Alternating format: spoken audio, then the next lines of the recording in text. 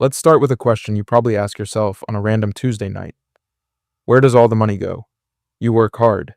You make a decent income, or at least more than you used to. But at the end of the month, after the bills are paid and the shipping boxes are recycled, your account balance looks remarkably like it always has. You have been told a story your whole life. The story goes like this: work harder, to earn more, to buy more, to feel better. But there is a major glitch in the software. You buy the upgrade, you get the dopamine hit, and within 48 hours, that new thing is just the new baseline. The old phone felt slow. The new phone feels normal. The old apartment felt small.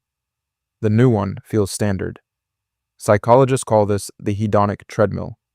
No matter how fast you run or how much you buy, you stay in the exact same place emotionally. Today, we are stepping off the treadmill. This is not about extreme deprivation. I am not here to tell you to stop buying lattes or to live in a dark, empty room with one spoon and a sleeping bag. That is frugal pessimism. That is the belief that life must get smaller, colder, and sadder in order to save a dollar. Instead, we are talking about frugal optimism. This is the radical belief that you can live a life of high comfort, deep peace, and aesthetic beauty while spending a fraction of what society tells you to. It is about exiting the consumer trap to build a physical and mental sanctuary. To defeat the system, you have to understand how it is engineered. The modern economy is not designed to fulfill your needs. It is designed to manufacture them. There are three invisible pillars keeping you on the hook. The first is manufactured inadequacy. Every advertisement is fundamentally an argument that your current life is broken. Your skin is too textured, your kitchen counters are too dated, your car is too loud.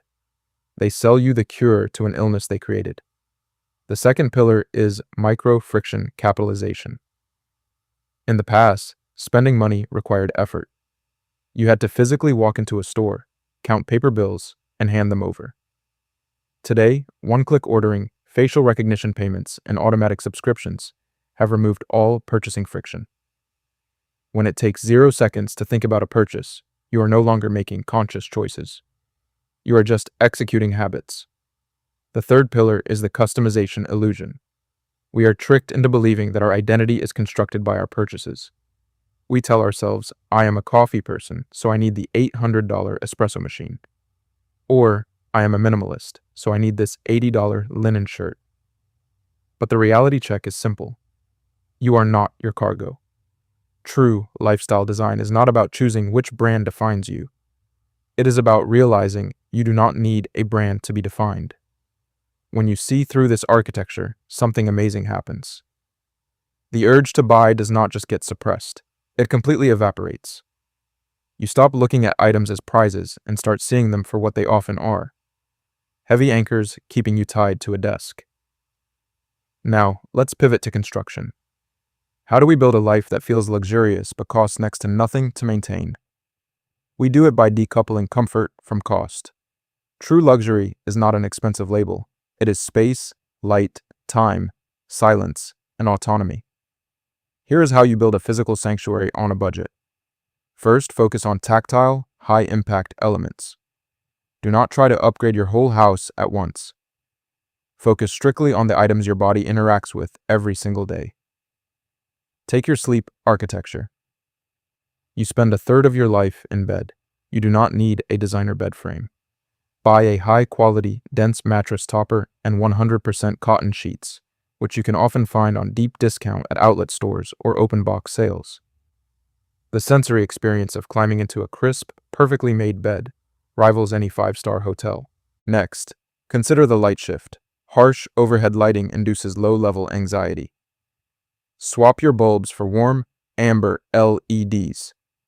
Use cheap, thrifted lamps to create pockets of soft light. It changes the entire emotional frequency of a room instantly. Second, embrace the abundance aesthetic. Frugal pessimism says, consume less by having empty, barren spaces. Frugal optimism says, fill your space with things that grow and costs that do not compound. Look at propagated greenery. Plants make a home feel alive and premium. Instead of buying mature plants at boutiques, buy one cheap pothos or snake plant and propagate the cuttings in water jars. Within a year, your home becomes a lush jungle for the cost of a single lunch. Then there is the cleanliness premium. The cheapest way to make a home feel high-end is a radical order. Deep cleaning, clear surfaces, and organized drawers cost exactly $0, but they provide massive psychological comfort. To fund your sanctuary and permanently exit the trap, you need an operational framework. Here are 3 rules to implement starting today. Rule number 1 is the 72-hour rule for spending. When you feel the sudden urge to buy something online that is not an absolute necessity, add it to a digital wish list and then force yourself to close the tab for 72 hours. During this window, the initial dopamine spike subsides. More than 70% of the time when you return to the list, the desire has vanished. You did not exercise agonizing willpower. You just let the neurochemical wave pass. Rule number 2 is the utility per dollar metric. Stop looking at the price tag. Look at the cost per use equation. The cost per use equals the purchase price divided by the estimated number of uses. A $150 winter coat worn 300 times costs 50 cents per use. A $30 fast fashion shirt worn twice costs $15 per use. Frugal optimism invests in high utility, durable items and aggressively eliminates single-use or low-frequency purchases. Rule number 3 is fixed cost decoupling. Take your recurring fixed costs like subscriptions, gym memberships, and phone plans, and audit them ruthlessly. Call your providers. Switch to prepaid or lower-cost networks. Cancel the streaming apps you have not watched in 2 weeks. Every single dollar slashed from your recurring monthly bills is money that works for your freedom permanently, without you having to re-earn it every single month. Here is the ultimate secret of the consumer trap. It wants you to believe that financial freedom is a destination you only reach after you have accumulated millions of dollars. But freedom is actually a ratio. It is the gap between what you need and what you have. If you constantly scale up your desires to match your income, you will be a prisoner forever, no matter how much money you make.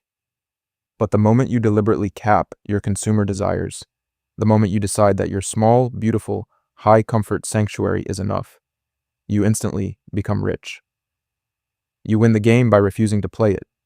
You trade useless objects for irreplaceable time.